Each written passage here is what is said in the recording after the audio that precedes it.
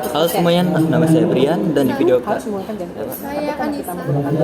kali ini kita akan membuat ulang project. Oke. Di sini saya halaman login dulu. Oke. Jadi halaman loginnya gimana? Pertama, ini kita bikin tampilannya dulu nih. Bentar, Kak. Bikin tampilannya dulu. Jadi di tampilan login ini kita nih simpel gini aja. Nah, ini ya ada login, baru input type, username, password.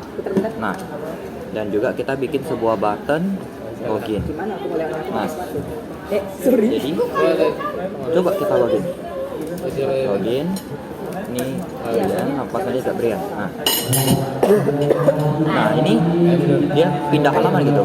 Nah, dimulai dari controller kita. Nah, ini controller buat manggil view login tadi, baru ini aksinya. Sini sampai sini. Nah, coba kita buka localhost kita dulu. Ini tutup aja. Nah, localhost kita. Nah, jadi di sini dia panggil array dan juga inputan yang kita panggil tadi nih.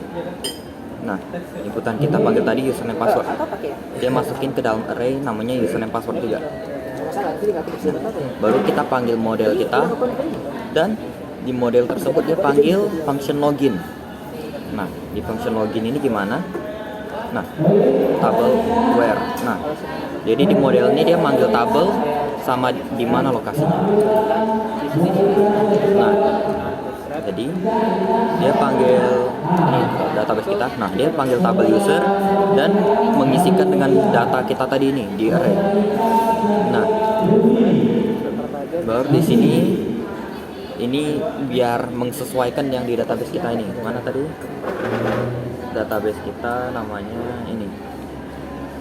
Ini kan, coba kita cek env-nya. Nah, my kasih Nah, dia ambil dari table user. Kita balik ke controller. Nah, jadi aksi login ini dia mengecek apakah ada data-data yang sesuai dengan tabel ini. Nah, kalau sesuai dia redirect ke home dan membuat sebuah session. Nah, makanya ini kita bisa ke sini. Nah, dan ini kok bisa tahu username kita. Nah, coba kita ke view home kita. Nah, dia manggil session username. Nah, coba kita hilangin session. Nah, hilang. Kita balikin session. Nah, muncul lagi. Coba kita log out pakai akun yang lain.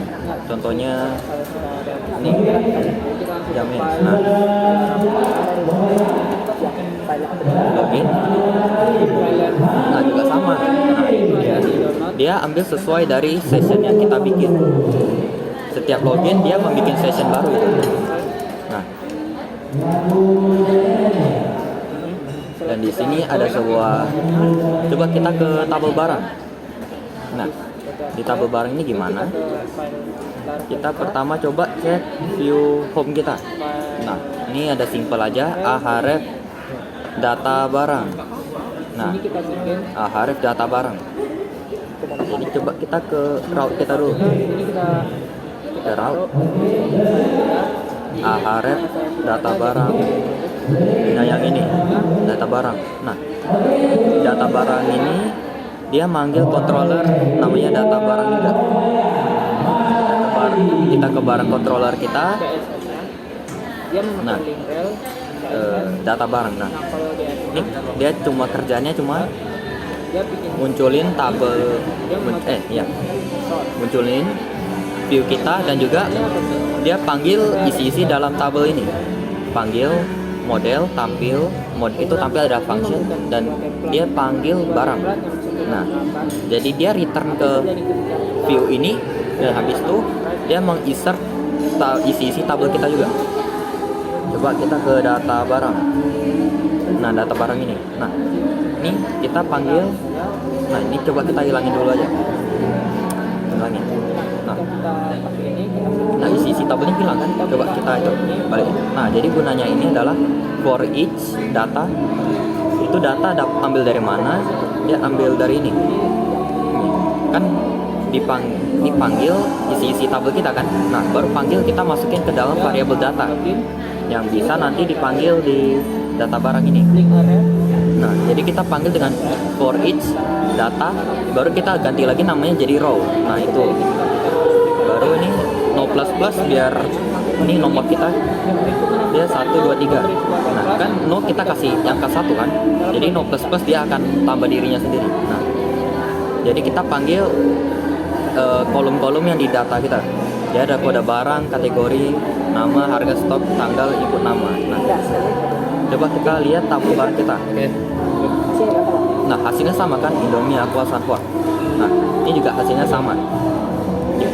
Coba kita edit yang paling bawah ini Sanfor kita ganti jadi asal-asal aja, dan nama petugas kita juga ganti coba jadi Ika. Nah, pas diupdate, nah berubah dia. Nah, jadi caranya gimana? Nah, kita ahref data barang edit, row edit barang. Nah, jadi ini row edit barang kan kalau kita edit satu ID aja kan, kita edit satu row, satu baris. Nah, jadi kita panggil ini biar sebagai foreign key, biar bisa manggil satu row, satu baris barang itu aja. Nah, jadi ini ahref data barang, coba kita lihat tadi edit linknya. Nah, 10 dia, itu 10 dia berarti ambil dari ID barang yang 10 kita nih. Coba kita ID barang, nah ID barang 10 tuh ya. Habis itu kita masuk ke sini. Nah, kita coba ke row dulu kita dulu lah. Row kita dulu. Kita edit dulu. Edit. Mana edit barang kita yang ini 2. Nah, jadi ini ada get sama ada post. Nah, get ini artinya mengambil, post artinya dia mengirim. Baru ini URL link kita tadi, dan ini kita panggil edit barang sama aksi edit barang. Coba kita ke controller kita, edit barang.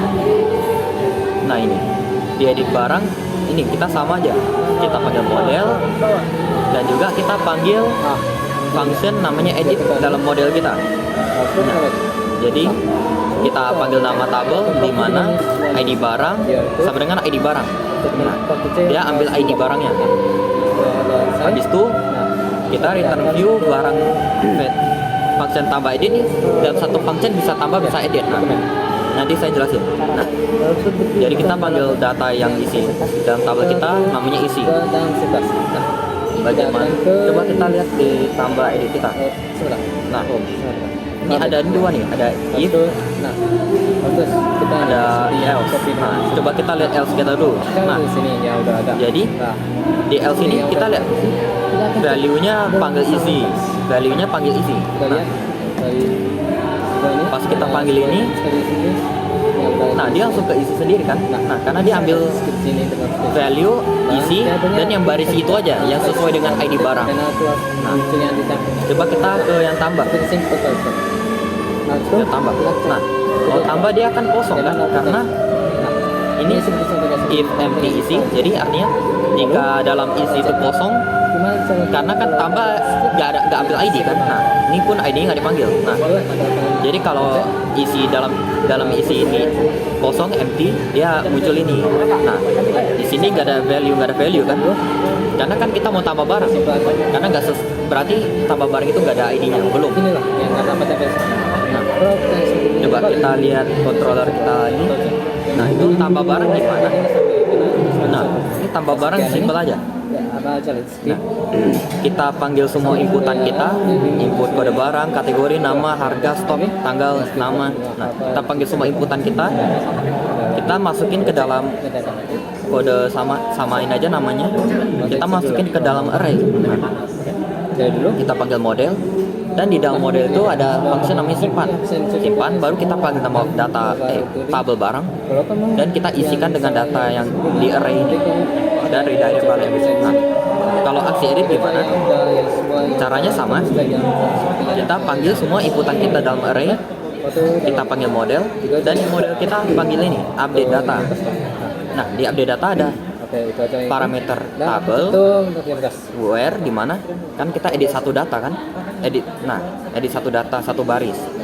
Jadi di lokasinya di mana, di ID yang sama terus. Nah, dan juga kita update dengan data baru ini yang masukin ya yang dari array ini.